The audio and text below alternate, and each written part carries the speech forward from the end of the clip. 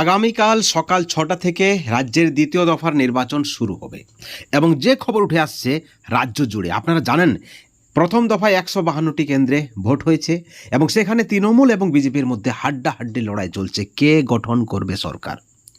বিজেপির দাবি পরিবর্তন হবে, তৃণমূলের দাবি আবার তারাই চতুর্থবারের মতো সরকার গঠন করবে।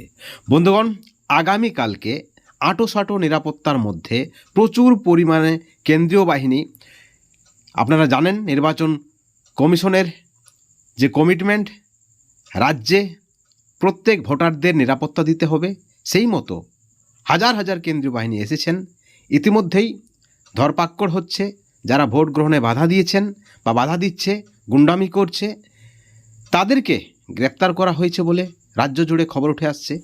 এবং আগামীকালকে ১৪২টি আসনে ভোট হবে এবং যে খবর উঠে আসছে বিজেপি সূত্র মারফত যে তারা ১৪২টি আসনে বিজেপির যারা কর্মী রয়েছেন তারা কিন্তু ইতিমধ্যেই বুথ দখল করে রয়েছে, অর্থাৎ বুথে তারা কিন্তু ইতিমধ্যেই আঁটোসাঁটো তারা পাহারা দিচ্ছেন যাতে করে কোনোভাবে ভোটারদেরকে চমকানো না যায়, ধমকানো না যায়। এবং সেই সঙ্গে আপনারা জানেন কেন্দ্রীয় বাহিনী রয়েছে।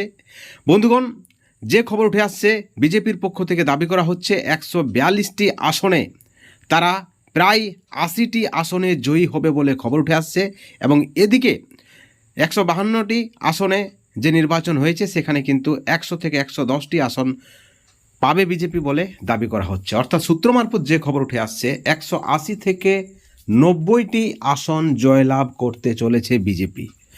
বন্ধুগণ, একই সঙ্গে রাজনৈতিক বিশ্লেষকদের দাবি ৫০ থেকে ৭০টি নির্বাচন, এই ৭০টি কেন্দ্র এবং সেই কেন্দ্রের নির্বাচন অত্যন্ত গুরুত্বপূর্ণ সরকার গঠনের ক্ষেত্রে। এবং সেখানে ৫০ থেকে ৭০টি কেন্দ্রের যে মার্জিন, সেই মার্জিন কিন্তু ১ থেকে ২,০০০-এর মধ্যে হবে এবং সেই বুথগুলিয়েই সরকার গঠনে নির্ণায়ক ভূমিকা গ্রহণ করবে বলে রাজনৈতিক বিশ্লেষকদের মতামত রয়েছে। বন্ধুগণ, সেই সঙ্গে আরও গুরুত্বপূর্ণ যে খবর উঠে আসছে যে কংগ্রেসের হাত ধরেই তৃণমূল সরকার এসেছিল, এবার কংগ্রেসের হাত ধরেই কিন্তু তৃণমূল সরকারের পতনও হতে চলেছে। আপনারা দেখেছেন বিভিন্ন সভায় রাহুল গান্ধীর যে সভা, সেই সভাতে কিন্তু মমতা বন্দ্যোপাধ্যায়ের এবং তৃণমূলের বিরোধিতা করা হয়েছে সরাসরি রাহুল গান্ধীর পক্ষ থেকে।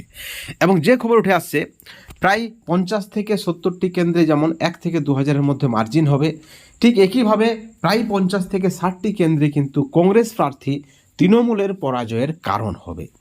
এবং এখানেই একটা বড় ফ্যাক্টর কাজ করছে। নির্বাচনের আগেই কোথাও না কোথাও রাজনৈতিক বিশ্লেষকদের মতে হেরে ভূত তৃণমূল, যতই তারা দাবি করুক আবার চতুর্থবারের মতো তারা সরকার গঠন করবে, কিন্তু চাপে রয়েছে রাজ্যের শাসক দল।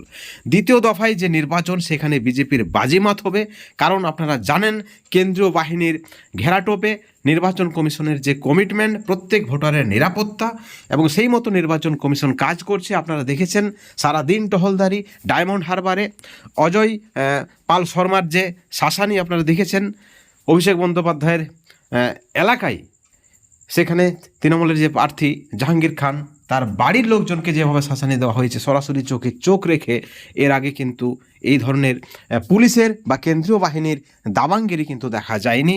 সেখানে রাজ্যের যে জনগণ তারা কিন্তু অনেকটাই আশ্বস্ত, এবার অন্তত তারা শান্তিতে ভোট দিতে পারবে।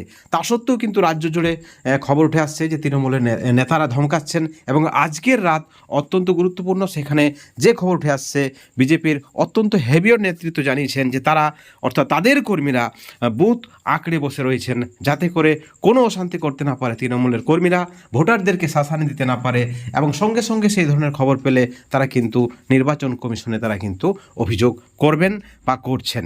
ইতিমধ্যেই যারা দাঙ্গা বাঁধানোর চেষ্টা করে ভোটে বাধা দেয় সেই ধরনের একাধিক গুন্ডা মাস্তানদেরকে চিহ্নিত করে গ্রেপ্তারও করা হয়েছে বলে খবর উঠে আসছে। অর্থাৎ আগামীকালকের যে নির্বাচন, সেই নির্বাচন দ্বিতীয় দফার নির্বাচন, সরকার গঠনের নির্বাচনে বিজেপি কিন্তু আবার একবার বাজিমাত করতে চলেছে।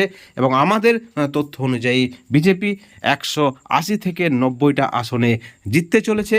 এবং তার থেকেও যে বড় কথা, রাজনৈতিক বিশ্লেষকরা দাবি করছেন ৫০ থেকে ৭০টি আসন কম মার্জিনে জেতা হবে এবং সেই আসনগুলিই কিন্তু কে সরকার গঠন করবে সেই বিষয়টাই কিন্তু নির্ণায়ক ভূমিকা গ্রহণ করবেন। বন্ধুগণ, এই ভিডিওর পরিপ্রেক্ষিতে আপনাদের কি মতামত অবশ্যই আপনারা আমাদের চ্যানেলের কমেন্ট সেকশনে কমেন্ট করে জানাবেন, এবং আগামীকালকের যে নির্বাচনের সমস্ত আপডেট আপনারা এই চ্যানেলে পাবেন। অবশ্যই চ্যানেলটিকে সাবস্ক্রাইব করে রাখবেন, আমাদের সঙ্গে থাকবেন। Thank you so much.